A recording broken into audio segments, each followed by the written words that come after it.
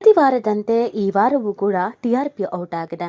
ಕನ್ನಡ ಸೀರಿಯಲ್ಗಳ ಪೈಕಿ ಅನೇಕ ಸೀರಿಯಲ್ಗಳು ಈಗಾಗಲೇ ಜನರ ಮನಸ್ಸನ್ನು ಗೆಲ್ಲೋದ್ರಲ್ಲಿ ಸಕ್ಸಸ್ ಆಗಿದೆ. ಹೊಸ ಹೊಸ ರೀತಿಯಾದಂಥ ಸೀರಿಯಲ್ಗಳು ಕೂಡ ಗಮನ ಸೆಳೀತಾ ಇದೆ. ಈಗಾಗಲೇ ಇರುವಂಥ ಸೀರಿಯಲ್ಗಳು ಕೂಡ ಜನರನ್ನ ಇನ್ನಿಲ್ಲದಂತೆ ಸೆಳೆಯುವಂಥ ಪ್ರಯತ್ನವನ್ನು ಮಾಡ್ತಾ ಇದೆ. ಕಲರ್ಸ್ ಕನ್ನಡ, ಜಿ ಕನ್ನಡದ ನಡುವೆ ಪೈಪೋಟಿ ಇರ್ತಿತ್ತು. ಆದರೆ ಕಂಪ್ಲೀಟ್ ಆಗಿ ಈಗ ಜಿ ಕನ್ನಡದ ಎಲ್ಲ ಸೀರಿಯಲ್ಗಳ ನಡುವೆ ಪೈಪೋಟಿ ಇದೆ. ಕಲರ್ಸ್ ಕನ್ನಡದ ಎಲ್ಲ ಸೀರಿಯಲ್ಗಳು ಕೂಡ ಮೂಲೆ ಗುಂಪಾಗಿದೆ. ಬಹು ವರ್ಷಗಳಿಂದ ಪ್ರಸಾರವಾಗ್ತಿರೋ ರಾಮಾಚಾರಿಯನ್ನ ಒಂದನ್ನು ಹೊರತುಪಡಿಸಿದ್ರೆ ಇನ್ನು ಹೇಳಿಕೊಳ್ಳುವಂತ ಸೀರಿಯಲ್ ಯಾವುದು ಕಲರ್ಸ್ ಅಲ್ಲಿ ಮೂಡ್ ಬರ್ತಾ ಇಲ್ಲ. ಅದಲ್ಲದೆ ಟಿಆರ್ಪಿ ರೇಸ್ ನಲ್ಲಿ ಕಲರ್ಸ್ ಹಿಂದೆ ಬಿದ್ದು ಬಹುದಿನಗಳೇ ಆಗೋಗಿದೆ. ಇದೀಗ ಜಿ ಕನ್ನಡದ ಸೀರಿಯಲ್ಗಳ ಪೈಕಿ ಯಾವುದು ಟಾಪ್ 1, ಯಾವುದು ಟಾಪ್ 5 ಅನ್ನುವಂತ ಪ್ರಶ್ನೆ ಹುಡ್ಕೊಳ್ತಾ ಇದೆ. ಅದೆಲ್ಲದಕ್ಕೂ ಈ ವಿಡಿಯೋದಲ್ಲಿ ಉತ್ತರ ಕೊಡ್ತಾ ಹೋಗ್ತೀವಿ. ಆದ್ರೆ ಇಲ್ಲಿವರೆಗೂ ನಿಮ್ಮ ಮೆಗಾ ಸುದ್ದಿಯನ್ನ ಸಬ್ಸ್ಕ್ರೈಬ್ ಮಾಡಿಲ್ಲ ಅಂದ್ರೆ ಈಗಲೇ ಸಬ್ಸ್ಕ್ರೈಬ್ ಮಾಡಿ. ಹೆಚ್ಚಿನ ಮಾಹಿತಿಗಾಗಿ ಬೆಲ್ ಐಕಾನ್ ಪ್ರೆಸ್ ಮಾಡೋದನ್ನ ಮರಿಬೇಡಿ. ಈ ವರ್ಷ ಅನೇಕ ಸೀರಿಯಲ್ಗಳು ಪ್ರಸಾರ ಆಗೋದಕ್ಕೆ ಶುರುವಾದವು. ಹೊಸ ಸೀರಿಯಲ್ಗಳು ಇದ್ದಂಥ ಸೀರಿಯಲ್ಗಳು ಟಿಆರ್ಪಿಯ ರೇಸ್ನಲ್ಲಿ ಮೊದಲ ಸ್ಥಾನವನ್ನು ಕಾಯ್ದುಕೊಳ್ಳೋದಕ್ಕೆ ರೇಸಿಗೆ ಬಿದ್ದವು.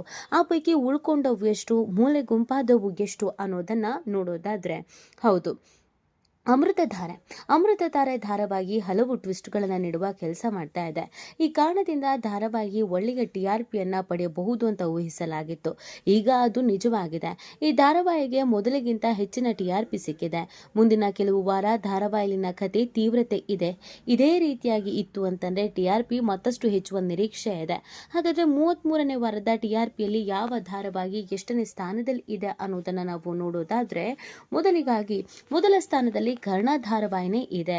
ಇತ್ತೀಚೆಗೆ ತಾನೇ ಶುರುವಾದ ಈ ಧಾರಾವಾಹಿ ಪ್ರಸಾರ ಆದ ಮೊದಲ ದಿನದಿಂದ ಇಲ್ಲಿವರೆಗೂ ಕ್ಯೂರಿಯಾಸಿಟಿಯನ್ನ ಬಿಲ್ಡ್ ಮಾಡ್ತಾನೆ ಇತ್ತು. ಎಲ್ಲದಕ್ಕಿಂತ ಹೆಚ್ಚಾಗಿ ಇದರಲ್ಲಿ ನಮ್ರತಾ, ಕಿರಣ್, ಭವ್ಯ ಹೀಗೆ ದೊಡ್ಡ ತಾರಾ ಬಳಗವೇ ಇದೆ. ಸೊ ಈ ಸೀರಿಯಲ್ ಶುರುವಾಗೋದಕ್ಕಿಂತ ಮುಂಚಿತವಾಗಿಯೂ ಕಾಂಟ್ರವರ್ಸಿ ಇದ್ದಿದ್ರಿಂದ ಕರ್ಣ ಸೀರಿಯಲ್ ಅದು ಹೆಂಗಿರುತ್ತಪ್ಪ ನೋಡ್ಬೇಕು ಅಂತ ಕಾಯ್ತಾ ಇದ್ದವರೇ ತುಂಬಾ ಜನ ಆಗಿದ್ರು. ಫೈನಲಿ ಸೀರಿಯಲ್ ಬಿಡ್ತಾ ಇದ್ದ ಹಾಗೇನೆ, ಸೀರಿಯಲ್ ಶುರುವಾಗೋದಕ್ಕೆ ಶುರುವಾಗ್ತಾ ಇದ್ದ ಹಾಗೇನೆ ಜನ ಎಲ್ಲ ಕರ್ಣ ನೋಡೋದಕ್ಕೆ ಶುರು ಮಾಡಿದ್ರು. ಅದು ಕೂಡ ಕತೆ ನಾರ್ಮಲ್ ಕತೆ ಇಲ್ಲ, ಒಂದ್ ರೀತಿಯಾದಂತ ಡಿಫ್ರೆಂಟ್ ಕತೆ ಇದೆ. ಇಲ್ಲಿ ಕಿರಣ್ ರಾಜ್ ಅನುಭವಿಸ್ತಾ ಇರುವಂತ ನೋವು, ನಿಜವಾಗ್ಲೂ ಕರ್ಣ ಸೀರಿಯಲ್ ಹೆಸರಿನಂತೆಯೇ ಕರ್ಣನಾಗ್ಬಿಡ್ತಾನ, ದಾನಿ ಆಗ್ಬಿಡ್ತಾನ, ಅದರ ಜೊತೆಗೆ ಟ್ರಯಾಂಗಲ್ ಲವ್ ಸ್ಟೋರಿ ಆಗ್ಬಿಡತ್ತಾ ಅನ್ನೋದೊಂದು ಪ್ರಶ್ನೆ ಇದೆ. ಇದೀಗ ಈ ಧಾರಾವಾಹಿ ಮೊದಲ ಸ್ಥಾನದಿಂದ ಎಲ್ಲರನ್ನ ಹುಬ್ಬೇರಿಸುವಂತೆ ಮಾಡಿದೆ. ಶುರುವಾದ ಕೆಲವೇ ದಿನಗಳಲ್ಲಿ ಮೊದಲ ಸ್ಥಾನವನ್ನ ಪಡ್ಕೊಳ್ಳೋದು ಅಂತಂದ್ರೆ ಅದು ಇಷ್ಟು ಈಸಿನೂ ಅಲ್ಲ, ಅಷ್ಟು ಸುಲಭನೂ ಅಲ್ಲ. ಆದ್ರೆ ಕರ್ಣ ಇದೀಗ ಟಾಪ್ 1 ಆಗಿದೆ. ಇನ್ನು ಎರಡನೇ ಸ್ಥಾನದಲ್ಲಿ ಅಣ್ಣಯ್ಯ ಧಾರಾವಾಹಿ ಇದೆ. ನಿಶಾ ರವಿಕೃಷ್ಣನ್ ಹಾಗೂ ವಿಕಾಶ್ ಉತ್ತಯ್ಯ ಈ ಧಾರಾವಾಹಿಯ ಭಾಗ ಆಗಿದ್ದಾರೆ. ಸೊ ಅಣ್ಣಯ್ಯ ಸೀರಿಯಲ್ ಕೂಡ ಶುರುವಾದ ಕೆಲವು ದಿನಗಳಲ್ಲಿಗೆ ಟಾಪ್ 1 ಸ್ಥಾನವನ್ನ ಪಡ್ಕೊಂಡಿತ್ತು. ಅದಾದ ನಂತರ 2, 3 ಈ ಸ್ಥಾನಗಳಲ್ಲೇ ಮುಂದುವರಿತಾ ಇದೆ. ಅಣ್ಣಯ್ಯ ಸೀರಿಯಲ್ ಕೂಡ ತುಂಬಾ ಚೆನ್ನಾಗಿ ಮೂಡ್ ಬರ್ತಾ ಇದೆ. ಅಣ್ಣ ಮತ್ತು ತಂಗಿಯರ ಸಂಸಾರದಲ್ಲಿ ಬಿರುಕು, ತಂಗಿಯ ಸಂಸಾರದಲ್ಲಿ ಟ್ವಿಸ್ಟು, ಇನ್ನೇನು ಸತ್ಯಗಳು ಗೊತ್ತಾಗೋದೊಂದು ಬಾಕಿ ಇದೆ. ಹೀಗಾಗಿ ಈ ಸೀರಿಯಲ್ ಅನ್ನ ನೋಡುಗರ ಪೈಕಿ ಕೂಡ ಹೆಚ್ಚೇ ಇದೆ ಅಂತ ಹೇಳಿದ್ರೆ ತಪ್ಪಾಗ್ಲಿಕ್ಕಿಲ್ಲ. ಅಣ್ಣಯ್ಯ ಸೀರಿಯಲ್ನಲ್ಲಿ ಅಣ್ಣಯ್ಯ ಕಷ್ಟಪಟ್ಟು ತಂಗಿಯರ ಮದುವೆ ಮಾಡಿದ್ರೆ ತಂಗಿಯರ ಬದುಕಲ್ಲಿ ಬಿರುಗಾಳಿ ಏಳುವ ಎಲ್ಲ ಲಕ್ಷಣಗಳು ಈ ವಾರ ಕಾಣಿಸ್ಕೊಳ್ತಾ ಇತ್ತು.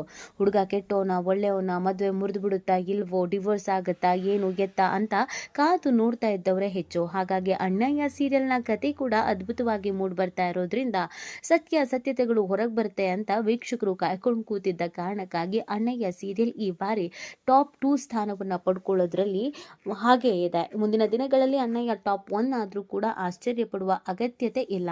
ಇನ್ನು ಮೂರನೇ ಸ್ಥಾನದಲ್ಲಿ ಲಕ್ಷ್ಮೀ ನಿವಾಸ ಧಾರಾವಾಹಿ ಇದೆ. ಈ ಧಾರಾವಾಹಿ ಪ್ರೇಕ್ಷಕರ ವರ್ಗ ಕೂಡ ಹಿರಿದಾಗಿದೆ. 4ನೇ ಸ್ಥಾನದಲ್ಲಿ ಅಮೃತ ಧಾರಾವಾಹಿ ಇದೆ. ಹೌದು, ಲಕ್ಷ್ಮೀ ನಿವಾಸ ಹಾಗೂ ಅಮೃತಧಾರೆ ಧಾರಾವಾಹಿ ಮಧ್ಯೆ ಇರೋದು ಕೇವಲ 1 ಪಾಯಿಂಟ್ ಅಂತರ ಮಾತ್ರ ಅಂತ ಹೇಳಿದ್ರೆ ಆಶ್ಚರ್ಯ ಆಗತ್ತೆ. ಲಕ್ಷ್ಮೀ ನಿವಾಸ ಸೀರಿಯಲ್ ಯಾವಾಗ್ಲೂ ಟಾಪ್ 1, ಟಾಪ್ 2 ಸ್ಥಾನದಲ್ಲಿ ಇರ್ತಿತ್ತು. ಆದ್ರೆ ಈ ಬಾರಿ ಟಾಪ್ 3 ಸ್ಥಾನದಲ್ಲಿ ಇದೆ. ಸ್ವಲ್ಪ ಹೆಚ್ಚು ಕಮ್ಮಿ ಆಗಿದ್ರು ಅಮೃತಧಾರೆ ಟಾಪ್ 3 ಆಗ್ಬಿಡ್ತಿತ್ತು, ಲಕ್ಷ್ಮೀ ನಿವಾಸ ಟಾಪ್ 4 ಆಗ್ಬಿಡ್ತಿತ್ತು. ಒಂದೇ ಒಂದು ಪಾಯಿಂಟ್ ಅಂತರದಲ್ಲಿ ಅಮೃತಧಾರೆ ಸೀರಿಯಲ್ ಟಾಪ್ 4 ಬಂದ್ರೆ ಲಕ್ಷ್ಮೀ ನಿವಾಸ ಟಾಪ್ 3 ಬಂದಿದೆ. ಲಕ್ಷ್ಮೀ ನಿವಾಸದಲ್ಲಿ ಜಾನು ಮತ್ತು ಜಯಂತ್ ಇದ್ರೇನೆ ಟಿಆರ್ಪಿ 1 ಆಗುತ್ತೆ ಅನ್ಸುತ್ತೆ. ಜಾನು ಮತ್ತು ಜಯಂತ್ ಎದುರು ಬದುರು ಆಗುವ ಸನ್ನಿವೇಶ ಹತ್ರ ಬಂದಿದ್ದಂತ ಕಾರಣಕ್ಕಾಗಿಯೇ ಟಾಪ್ 3 ಸ್ಥಾನವನ್ನ ಪಡ್ಕೊಂಡಿದೆ. ಗೂಬೆ ಯಾರು ಅನ್ನೋದು ಜಯಂತಿಗೆ ಗೊತ್ತಾದಂತ ಕಾರಣಕ್ಕಾಗಿ ಟ್ವಿಸ್ಟ್ ಮೇಲೆ ಟ್ವಿಸ್ಟ್ ಇದೆ ಅನ್ನುವಂತ ಕಾರಣಕ್ಕಾಗಿ ಟಾಪ್ 3 ಬಂದಿದೆ. ಹಾಗೆ ಬಿಟ್ಬಿಟ್ಟಿದ್ರೆ ಮೋಸ್ಟ್ಲಿ ಕಳೆದ ಕೆಲವು ವಾರಗಳ ಹಿಂದೆ ಲಕ್ಷ್ಮೀ ನಿವಾಸ ಟಾಪ್ 5 ಟಾಪ್ 4 ವರೆಗೂ ಹೋಗಿತ್ತು. ಇತ್ತೀಚೆಗೆ ಲಕ್ಷ್ಮೀ ನಿವಾಸಕ್ಕೆ ಹೇಳಿಕೊಡುವಂತ ಫ್ಯಾನ್ ಬೇಸ್ ಇಲ್ಲ ಅನ್ನೋದನ್ನ ಹೇಳಲಾಗ್ತಿತ್ತು. ಆದ್ರೆ ತನ್ನ ಉಳಿವಿಕೆಯನ್ನ ಮತ್ತೆ ತೋರಿಸ್ಕೊಳ್ತಾ ಇದೆ ಲಕ್ಷ್ಮೀ ನಿವಾಸ, ಮತ್ತೆ ಕಂಬ್ಯಾಕ್ ಮಾಡ್ತಾ ಇದೆ ಲಕ್ಷ್ಮೀ ನಿವಾಸ. ಇನ್ನು 5ನೇ ಸ್ಥಾನದಲ್ಲಿ ಜಿ ಕನ್ನಡದ ಧಾರಾವಾಹಿಯಾದ ನಾನಿನ್ನ ಬಿಡಲಾರೆ ಇದೆ.